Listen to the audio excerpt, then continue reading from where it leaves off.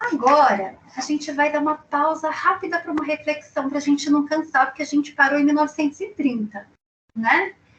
Eu queria saber como que vocês foram avaliados ao longo da sua vida, porque essa prática desse tipo de exame que a gente está falando, que era um instrumento dentro do campo da avaliação, ela é muito comum até 1930. A gente já viu, então, que de 1549 a 1930 ela foi predominante, né? Mas e nós? Nós somos lá de 1980 a 1990. Como nós fomos avaliados? Como que você foi avaliado ao longo da sua vida escolar? Bom, a ideia é a gente refletir, lembra? Qual era o papel, nosso segundo objetivo? Não precisa voltar não, e olha, é considerar o papel do educando no processo. Então, quando a gente faz essa reflexão, a gente se coloca no papel de educando. Né? Então, por isso que a gente precisa refletir a respeito desse processo, como que era para a gente. Lembra, a gente está falando de um modelo de educação que devia ter acontecido só até 1930, né? Mas que ele se estendeu, né? Não se estendeu só até 60, porque eu estava na escola em 88, 89, e era o mesmo tipo de modelo, né? Era a mesma coisa, a gente precisava decorar, a gente precisava... Eu estava até falando no outro curso, que a gente, o professor passava assim, o primeiro questionário, o segundo questionário, o terceiro questionário, a gente decorava tudo, porque uma daquelas questões ia cair na prova, né? Então, era um modelo de avaliação que valorizava a memorização. Mas o que a gente vai refletir agora é assim, depois de 1930, será que a legislação ela fala alguma coisa da avaliação? A gente não tinha nenhuma legislação antes disso que falasse. Então, por isso que as pessoas só reproduziam o que tinha sido feito lá pelos jesuítas, né? Então, as pessoas estavam reproduzindo sempre o mesmo mecanismo. Mas será que a partir de 1930 a gente tem alguma coisa que fala? Então, vamos lá. Em 1932, acontece um movimento, na verdade, esse movimento começa lá em 1930 e ele vai ser legitimado em 1932 com o Manifesto dos Pioneiros da Educação Nova, né? Então, quando a gente fala desse manifesto, ele foi muito importante para a reflexão do que é a avaliação, né? Então, a gente tem vários educadores nesse momento, entre eles o Anísio Teixeira, que a gente conhece bastante, né? Muitos materiais e estudos dele caem em concurso até hoje. A gente tem a Cecília Meirelles, que também é uma escritora que a gente gosta muito.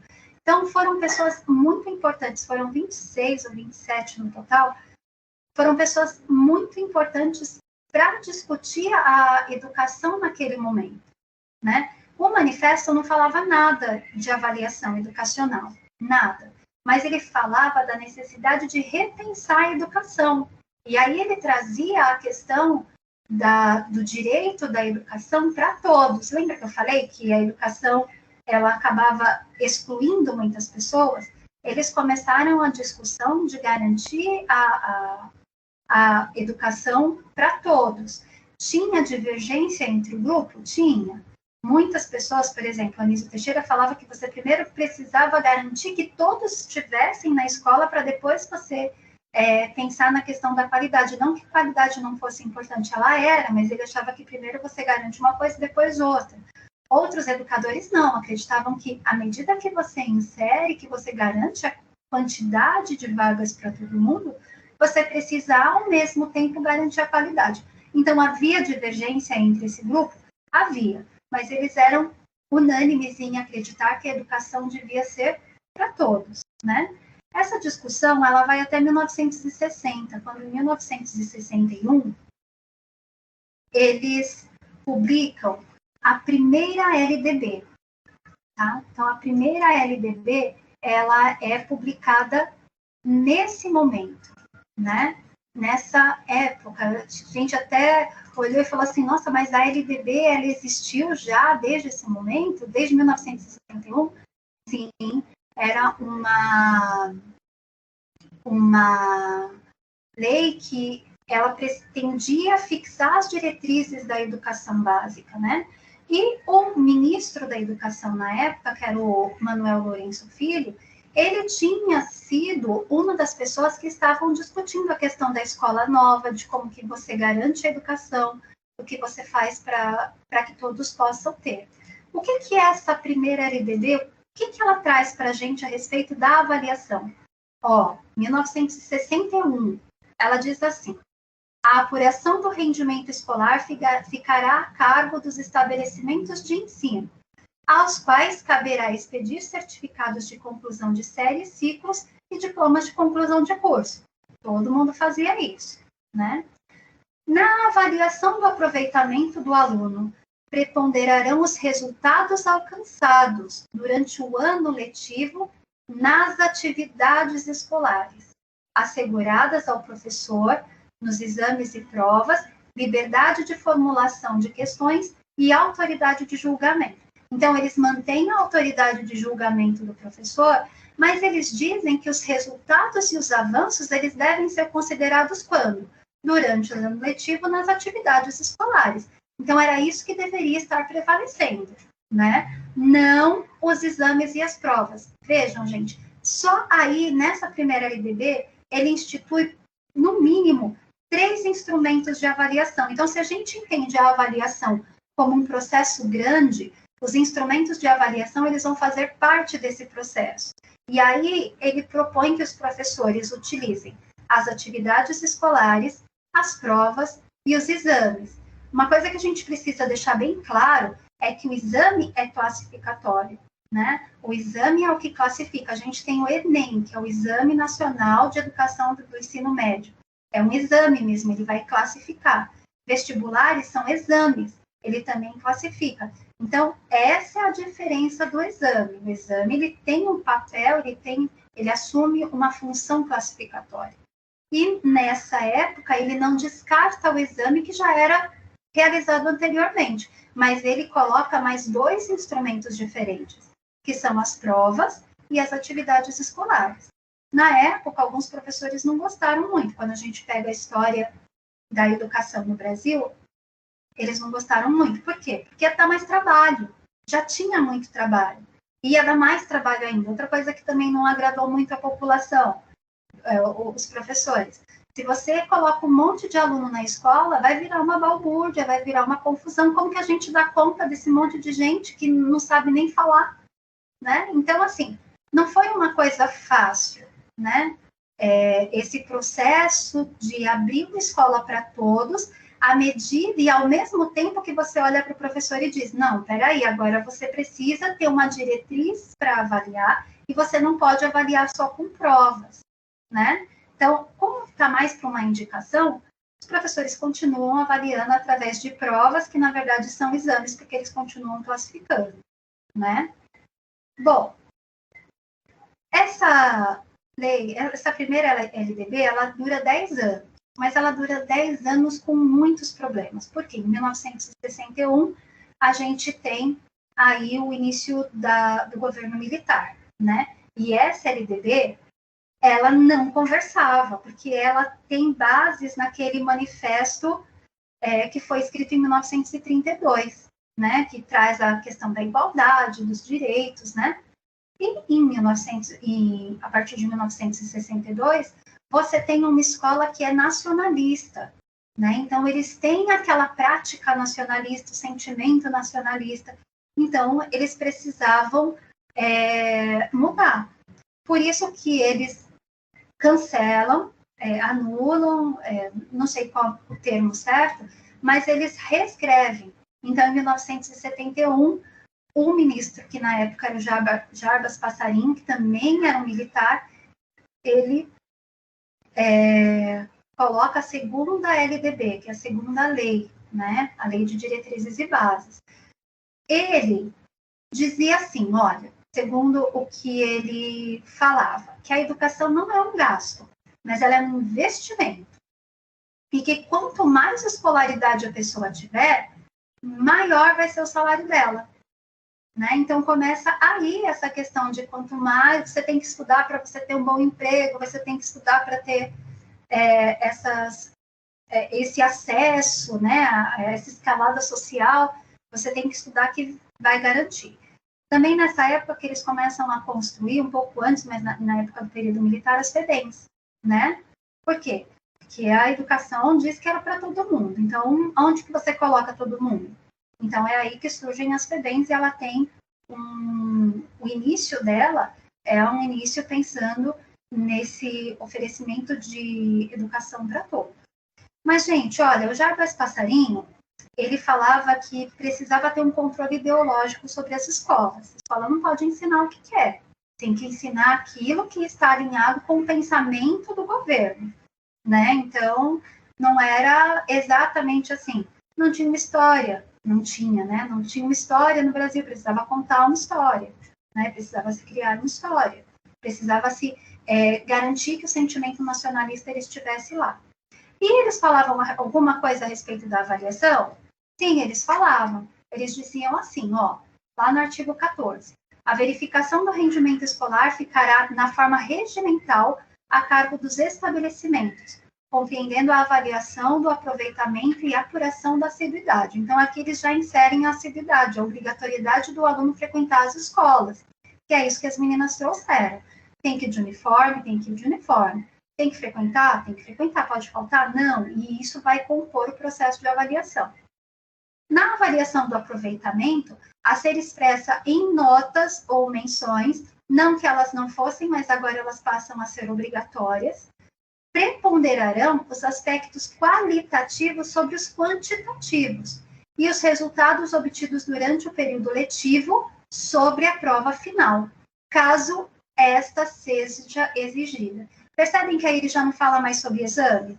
Aí ele fala sobre prova final, para verificar. Mas a lei já é clara. Ela diz que a gente precisa olhar a qualidade daquilo que está sendo aprendido, né? E é durante todo o período letivo, não é só nas provas. Mas aí, novamente, a gente vem de um momento em que a história ela fala para a gente que a avaliação ela é feita no final do período, que você vai ver se o aluno aprendeu, mas essa aprendizagem ainda é uma memorização. Aqui eles tinham essas discussões educacionais com o sentimento nacionalista, gente, e era mais valorizado as produções que eram feitas aqui. Então, muitas produções estrangeiras não eram aceitas, como era aceita lá em 1961. Então, essas discussões, elas até chegavam, mas o que era mais certo? Era a discussão daqueles professores mais tradicionais, aqueles que eram formados para verificar se o aluno memorizou ou não. Então, assim, havia uma resistência de muita gente, não só dos professores ou da comunidade, de muita gente que acreditava que dava muito trabalho você ficar observando os aspectos qualitativos dessa aprendizagem. Então, olha só, a gente já tem 2 leis que falam que a gente precisava verificar a qualidade da educação que os alunos estavam tendo, né? E aí também aparece a recuperação que a Marisa falou. O aluno de aproveitamento insuficiente poderá obter aprovação mediante o estudo de recuperação, que até então não tinha, o aluno não aprendia, ele repetia, né? Então, essa segunda LDB, ela vai durar até 1996, quando a gente tem lá o período do fim da ditadura, aí vem o Fernando Henrique na segunda eleição, né, direta, depois da ditadura, e aí ele convida o Paulo Renato Souza para ser ministro da Educação. Paulo Renato ele vai ser ministro por 8 anos. E esse é um processo muito importante, por quê? Porque é nesses 8 anos que ele traz muitas mudanças dentro do pensamento educacional e dentro do pensamento de avaliação que a gente tem, né? Então, é nesse período que eles criam os PCNs, o Enem, o SAEB. Então, nesse momento, eles começam a discutir. O que a LDB traz? Essa LDB de 96, ela traz para a gente sobre a avaliação. Ela diz assim, ó, você passa. A União, ele já entende que o Estado, a educação, ela é pública e laica, deve ser oferecida pelo Estado. Então, o Estado precisa assumir um papel dentro da avaliação. Qual é o papel que o Estado assume? Então, tá lá. O papel do Estado é coletar, analisar e disseminar informações sobre educação e assegurar o processo nacional de avaliação de rendimento escolar no ensino fundamental, médio e superior em colaboração com os sistemas de ensino, objetivando a definição de prioridades e melhoria da qualidade de ensino. Então, veja, quando ele propõe essas avaliações externas que acontecem, o foco é que elas possam servir como formas de observar essa qualidade, porque eles precisam coletar e analisar as informações e disseminá-las, e pensar na melhoria da qualidade de ensino. Então, é uma das formas que o Paulo Renato e a equipe dele encontra para que o Estado também faça o papel dele no processo educacional. E o professor? O professor também tem um papel importante. Lá no artigo 24, eu vou ler só a parte grifada, tá? Ele diz assim, sobre a avaliação básica. Vejam, então o Estado tem um papel dentro das avaliações que devem acontecer, mas o professor também tem. Então, olha lá, a avaliação contínua e cumulativa do desempenho do aluno, com prevalecência dos aspectos qualitativos sobre os quantitativos e dos resultados ao longo do período sobre as eventuais provas finais. Percebe, gente? De novo, apareceu isso na lei de 1961, de 71 e agora de 96. É sempre os aspectos qualitativos sobre os quantitativos, né? E sempre que esses aspectos precisam ser analisados ao longo do período, e não uma prova que vai garantir, né? A prova continua sendo um instrumento, mas aqui ele deixa bem claro que o professor precisa avaliar de outros modos, né? Aí ele também coloca lá, ó, a LDB, a partir de 96, ela não foi mais reescrita, tá? Agora, ela é alterada. Então, ela é alterada lá em 2017, quando eles dizem que vai haver uma base nacional comum curricular, que é aquilo que vai garantir um mínimo de aprendizagem. Então, o professor pode fazer mais do que a base diz? Pode, ele não pode fazer menos, tá? Por quê? Porque ela é o mínimo. É o mínimo que o aluno deve, tem o direito de aprender, né? Ele também traz lá os conteúdos, as metodologias e as formas de avaliação processual e formativa serão organizadas nas redes de ensino por meio de atividades teóricas e práticas, provas orais e escritas, seminários, projetos e atividades online, de tal forma que ao final do ensino médio, porque aí ele está falando da educação básica que abrange a educação infantil até o ensino médio, o educando demonstre, e aí vem uma série de coisas que ele precisa demonstrar. Agora percebam, olha quantos instrumentos de avaliação ele cita. Ele coloca a avaliação como se fosse um guarda-chuva, e várias coisas embaixo dela, que são os instrumentos. Então, o que seriam esses instrumentos? Atividades teóricas, atividades práticas. Provas orais e provas escritas fazem parte? Fazem parte, elas são importantes em algum momento. Mas também tem que ter seminário, tem que ter projeto, tem que ter atividade online, tem que ter uma série de instrumentos para que você, de fato, verifique como que está essa qualidade de ensino, tá? E aí, eles trazem, eles começam na implementação dos parâmetros curriculares nacionais. Por quê? Gente, a gente saiu de uma ditadura. Ele não pode já introduzir a base ABNCC, por quê? Porque vai parecer que você está voltando para a ditadura. Então, os parâmetros, eles são uma orientação para garantir a qualidade da educação, né? Também vai ser elaborado de uma forma democrática, com muitos educadores, né? E vai trazer também a questão da avaliação, lá em 96. Então, lá em 96, ele diz que a avaliação ela precisa subsidiar o professor com elementos para uma reflexão contínua sobre a sua prática, sobre a criação de novos instrumentos de trabalho e a retomada de aspectos que deveriam ser revistos, ajustados ou reconhecidos como adequados para o processo individual ou de todo o grupo. Então, percebe como a avaliação ela já começa a assumir um outro papel? Na verdade, ela já começou, mas agora fica de forma mais explícita, né? E para o aluno? O aluno não pode saber que ele é avaliado? Ele deve saber. Por quê? Porque a avaliação para o aluno precisa ser um instrumento de tomada de consciência das suas conquistas, das suas dificuldades ou das possibilidades para reorganização, né? Por quê? Porque o aluno também precisa se entender como protagonista da aprendizagem dele.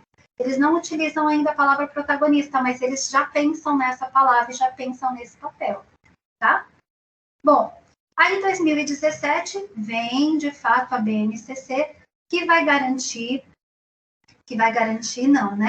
vai propor como forma de uma norma, uma lei que precisa ser respeitada, os aspectos mínimos para tentar garantir qualidade para o Brasil inteiro. Então, a BNCC, que os conteúdos mínimos, as aprendizagens mínimas que a gente deve garantir aqui em São Paulo, são as mesmas que devem ser garantidas no Amazonas, em Pernambuco. Então, são aprendizagens que precisam ser garantidas. E a BNCC traz alguma coisa da avaliação? Traz. Ela diz o seguinte, sobre a avaliação, que é preciso construir e aplicar procedimentos de avaliação formativa de processo ou de resultados, que levem em conta o contexto e as condições de aprendizagem, tomando tais registros como referência para melhorar o desempenho da escola, dos professores e dos alunos. Né? Então, aqui a gente tem também o reforço daquilo que já vinha sendo falado anteriormente lá nos parâmetros curriculares. A avaliação ela precisa ser uma referência e a gente precisa estar utilizando vários instrumentos. Quando ela traz lá a avaliação formativa de processo, ela precisa acontecer durante todo o processo do ano letivo, ela não pode ocorrer só num período. E aí, novamente, aqueles instrumentos que são citados anteriormente, eles também são citados agora, também são reforçados agora. E aqui para a nossa rede, a gente tem o QSN, a segunda versão do QSN, que foi lá proposta em 2019, né? Que é o documento que norteia as práticas pedagógicas, a formação dos educadores da nossa rede e a implementação de políticas públicas pautada em uma concepção de educação que reafirma o papel político, social e cultural das instituições escolares e que seus desdobramentos resultem na construção de uma sociedade que respeite a igualdade, a pluralidade e que lute com afinco pela qualidade social da educação. Então, aqui a gente também reafirma, né, no documento, também está sendo reafirmado o compromisso com a qualidade da educação, né? Foi um material construído coletivamente e de forma democrática. E aí, de forma democrática, a gente respeita. Todas as vezes que eles falaram, olha, você pode entrar e contribuir, quem não quis contribuir estava no seu direito de não querer, tá? Mas foi aberto para que todos contribuíssem, né? E o QSN traz alguma coisa a respeito da avaliação? Ele traz, ele diz assim, a aprendizagem e o desenvolvimento do educando são o centro das ações na educação. A avaliação centrada em quem aprende é diagnóstica e inclusiva, e pretende subsidiar o planejamento e o replanejamento das práticas educativas e sociais, as estratégias utilizadas no contexto escolar e as intervenções e tomadas de decisão. Então, aqui, gente, vai sempre conversando com essa história desse novo período da República, né? Então, a todo momento está sendo dito que o quê? Que a avaliação, ela precisa acontecer para que o professor observe o processo da aprendizagem, a qualidade que está sendo oferecida, né? Então, o que a gente precisa entender que a gente vai tratar nas aulas posteriores, né? Como que a gente consegue articular essas situações? Qual é o papel dessa avaliação dentro do nosso trabalho docente? E aí, antes de terminar, eu queria voltar lá, mas não precisa voltar ali, tá? Eu queria voltar lá na citação do Lucchesi, quando ele diz assim, olha, não existe ato humano que não seja precedido de uma avaliação, né? Mas como que a gente avalia? Quais são os instrumentos que nós vamos utilizar? E para que serve essa avaliação? A avaliação na escola ela só vai ter sentido se ela resultar numa ação, né? Senão a gente continua com aquela educação bancária lá de antes de 1930, né? Que eu acredito que eu sei, eu assumo o papel de quem sabe, o aluno assume o papel de quem não sabe nada, e eu só vou verificar se ele memorizou ou se ele não memorizou, né? Quando a educação ela se faz de fato de uma maneira qualitativa, e quando a gente tem a avaliação como instrumento que nos auxilia nesse processo, aí de fato a gente tem uma educação de qualidade, né? A gente de fato tem como verificar aonde eu estou e para onde eu quero ir, né? Então, isso é uma das coisas que a gente precisa sempre refletir. Na atividade dessa semana, o exercício que a gente vai pedir para que vocês façam é justamente esse. Olhando para a nossa prática, olhando para a nossa vivência enquanto alunos que fomos, daquele período em que nós passamos, né? O quanto dessa história da avaliação fez ou faz parte da nossa vivência enquanto professor. Né? Em qual momento eu estou? Eu estou em qual a minha prática ela está situada em qual momento histórico ainda? Tem escola particular que ainda faz provas como se fossem os exames, né? Que ainda só verifica se o aluno acertou ou errou, que acaba classificando esse aluno. Né? Então, em qual momento histórico essa escola está? No que essa escola ainda acredita? Né? Se a gente tem leis que desde de 1961 já vem, já escreve, já reforçam que aquele tipo de avaliação que foi proposto lá em 1549, ele não serve para a nossa realidade. O que está acontecendo que a gente ainda tem esse tipo de entendimento sobre a avaliação? Os documentos oficiais nos dizem que ela não é só isso.